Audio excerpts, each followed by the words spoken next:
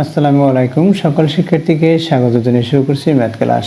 আজকে আমি ম্যাথ ক্লাসে ষষ্ঠ শ্রেণী গণিতের তৃতীয় অধ্যায় প্রশ্ন নম্বর 8 এই অঙ্কটি সহজে সমাধান দেব। তাহলে দেখো, এখানে দেওয়া আছে দুইটি সংখ্যার গসাগু হলো 6, একটি সংখ্যা 42 হলে অপর সংখ্যাটি বা অন্য সংখ্যাটি কি কি হতে পারে।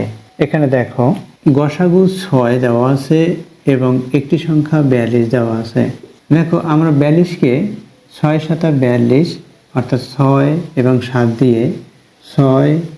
7 দিয়ে ভাগ করতে পারি, এবং 6কে 6 দিয়ে ভাগ করতে পারি, এবং 2 3 দিয়েও ভাগ করতে পারি।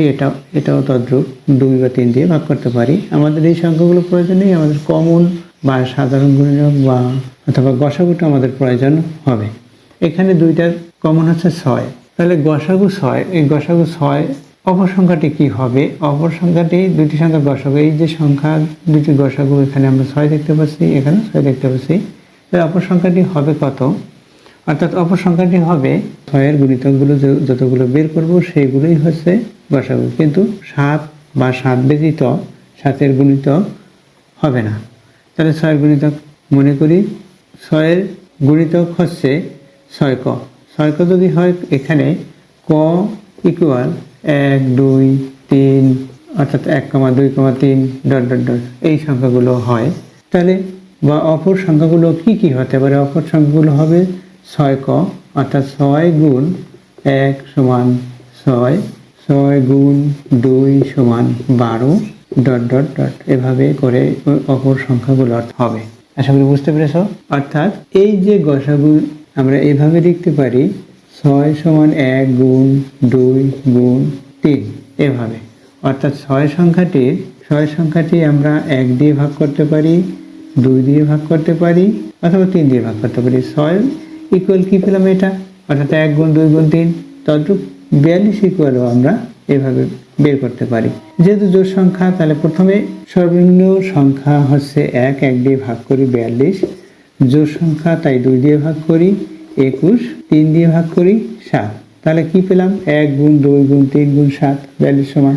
দেওয়া আছে দুইটি সংখ্যার গসাগু 6, একটি সংখ্যা 42, অতএব 6 ইকুয়াল 6-এর আমরা গুণিতক সময় যেভাবে নির্ণয় করতে পারি 1 গুণ 2 গুণ 3, এবং 42 ইকুয়াল 1 গুণ 2 গুণ 3 গুণ 7।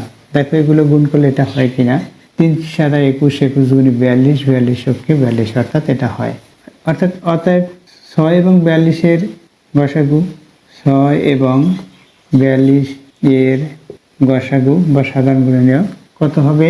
এটা কমন সংখ্যা লিখবো, অর্থাৎ 2, এখানে 2 আছে, এখানে 2 আছে, 1 আমাদের লেখার প্রয়োজন নেই, এখানে 3 আছে, এখানে 3 আছে, অর্থাৎ 2 গুণ 3 অর্থাৎ 6, 2 গুণ 3 বা 6।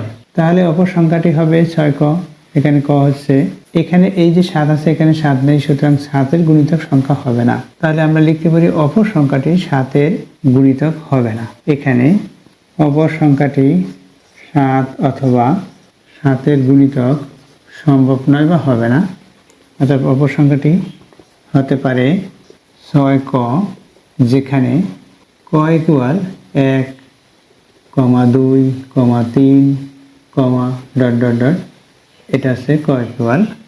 অতএব 6 গুণ ক এর মান যদি 1 হয় 6 হবে, 6 গুণ ক এর মান যদি 2 হয় 12 হবে, অতএব 6 গুণ ক এর মান যদি 3 হয় 18 হবে, ডট ডট ডট এভাবে সংখ্যাগুলো হতে পারে। সুতরাং অপর সংখ্যাটি হতে পারে, কি হতে পারে সেটা লিখেছে।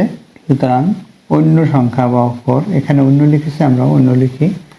অন্য সংখ্যাটি হতে পারে 6 7, অন্য সংখ্যাটি হতে পারে 6 12 18, 12 18 ইত্যাদি।